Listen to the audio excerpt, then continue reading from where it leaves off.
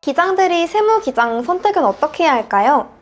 사업 초기에는 간편정보 대상자로 시작은 하지만 점점 수익 창출의 규모가 커지다 보면 자연스럽게 복식부기 대상자의 반열에 오르게 되는데, 복식부기 의무자가 되면 직전 연도 매출 규모가 상당하다는 의미도 물론 있겠지만 그만큼 장부 작성과 기장에 큰 어려움을 겪는 경우도 많습니다. 복식부기로 장부를 작성해 본 적이 없으니 자체 기장을 하기는 어렵고, 그렇다고 기장 대리를 맡기다니 어떤 세무사에게 대행을 하는 것이 좋은지 고민이라면? 오늘은 기장 대리를 맡기기 전에 반드시 기억해야 할 내용과 체크해야 할 내용에 관하여 상세히 알려드리도록 할게요.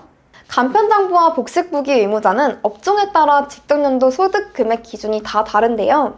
매출 기준에 미달하는 개인 사업자 중에서도 전문직에 해당하는 사업자는 이와 관계없이 무조건적으로 복식장부를 작성해야 하는데요. 회계사와 변호사, 관세사, 변리사, 손해사정사 등이 이에 해당하며 법인 사업자 역시 법인세를 신고하기 위해서는 복식장부가 필수입니다. 복식부기를 작성해야 하는 의무를 가진 사업자라 하더라도 복식부기에 대해서는 자세하게 알지 못하는 분들이 많은데요. 사업장의 자산과 부채의 증감을 나타내기 위하여 좌측의 차면, 우측의 대변으로 구분하여 작성하는 형태를 말합니다. 예를 들어 음식점을 운영한다고 가정하면 상품을 현금으로 구입했다면 좌측 차변에는 상품 자산의 증가, 그리고 우측인 대변에는 현금 자산의 감소를 입력해 대차 평균이 서로 이루어질 수 있도록 작성해야 한다는 거죠. 이에 따른 회계 등식과 거래의 판료소에 관련된 용어 및 뜻은 아래 내용을 참고하세요. 회계 등식, 재무상태표와 손익계산서를 이루는 기본 구조. 거래의 판료소, 자산, 회사의 재산, 부채, 회사의 빚, 자본, 재산 마이너스 부채값, 비용, 지출한 돈, 수익, 벌어들인 돈. 간편장부 대상자가 종합소득세를 신고할 때 복식장부로 소득금액을 계산하고 재무제표를 제출하면 종합소득 산출액 세액 중 100만 원의 한도 내에서 20%를 기장세액 공제 혜택으로 공제받을 수 있는데요.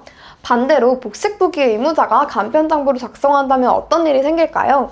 무신고 가산세 20%에 무기장 가산세 20%를 함께 부과받아 가중처벌로 40%의 가산세를 토해내야 하므로 반드시 복식장부를 이용해 장부를 작성해야 하며 사업용 계좌를 세무서에 신고해야 합니다.